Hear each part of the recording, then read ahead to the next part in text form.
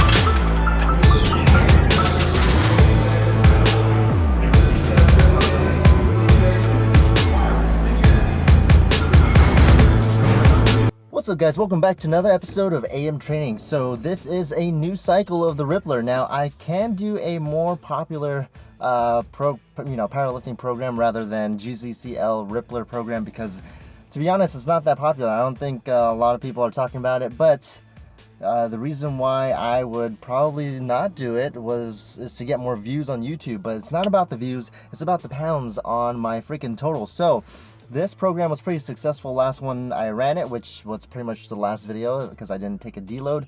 I feel like this momentum is going pretty well. I'm not feeling too burnt out, and I'm getting more sleep. So yeah, it really comes down to how much I added. I added pretty much what I would say about 25 on my bench, 25 pounds on my bench, 25 pounds on my squat, and about 15 for my deadlift, but I'm sure there's more in there. I just did not, I was just a little too tired on that day. So, but I don't know if those two count for the squat and bench press because not only did I hit a plateau, but I digressed in my numbers before. So I have hit a 500 squat before, but at the time I did the program, I had a 475 squat. So I'm doing the GZCL Rippler program again. I love it just because it's pretty fun actually, with all the AMRAPs that are pretty much like peppered in there with your first pretty much your week 2, 5, and I want to say 9 or 10.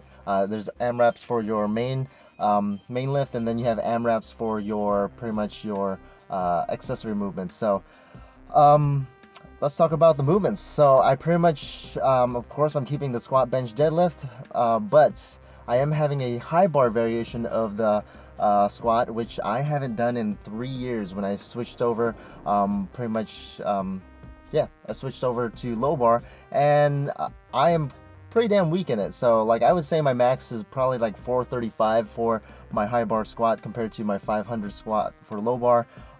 So I am bringing that up, trying to bring up the quads. I'm still keeping the front squat because I feel like that is a major weakness for me. Deadlift, I am still keeping the sumo and the sumo and conventional being kind of my accessory work for the sumo, because as you've probably saw my last video, I did pretty damn well with that. So I'm keeping everything the same as I did with the deadlifts before, but I am adding in some Woolham rows.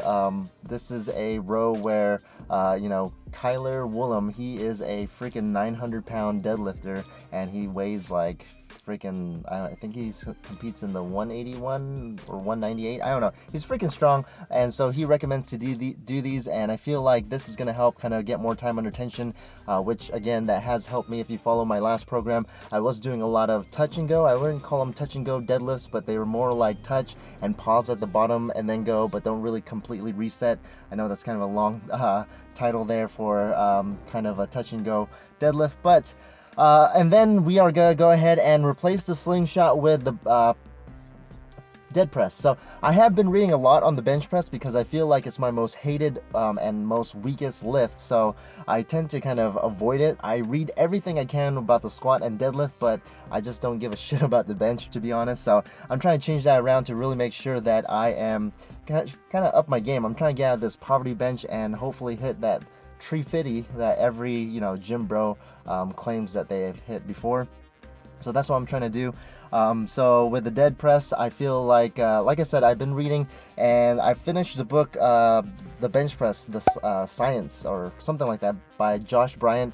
He is a 600-pound bencher, and this book is awesome because it's, you know, it's science. It pretty much lists all the, you know, science and all the experiments that has, you know, the literature in journals, and he pretty much kind of summarizes it for you and how and makes it kind of applicable. Because some of the things that, like, you know, if you read a couple of you know, journals and peer-reviewed articles, it's kind of like, why would they do an experiment on that? That's not really real-world stuff. The articles that he looks at is not only just like college students that are like experimenters, but they actually have like elite powerlifters that actually know what they're doing, and then so that kind of, you can kind of play around with your programs. I have incorporated a couple things in my program here that I feel like would help me out.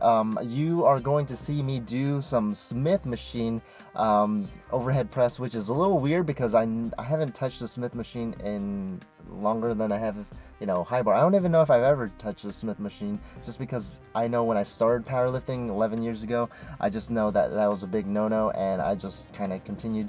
But it is a tool, and I'm gonna totally use the tool. According to the book by Josh Bryant, he says that there was a research article that says that pretty much the involvement of your bicep decreases as you don't have to stabilize, and that makes sense. So things that like have the stabilization factor, like dumbbells, those are gonna kind of increase your bicep, you know, your antagonist, and kind of stabilize. And actually, he was saying that that's gonna kind of put a brake on it, at least with different movements. He didn't suggest put the Smith machine, but that's my own kind of interpretation.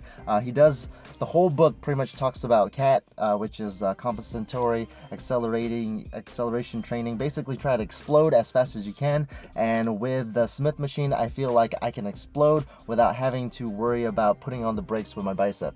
I don't know if that makes sense, but let's go ahead and do some deadlifts because it's deadlift day. And I think I'll end the video there because I'm not sure if I did a good amount of talking. I'll go ahead and explain more about it later in my other videos, so stay tuned. And other than that, give this video a like, comment down below, subscribe if you haven't, you son of a bitch, and train hard, train smart.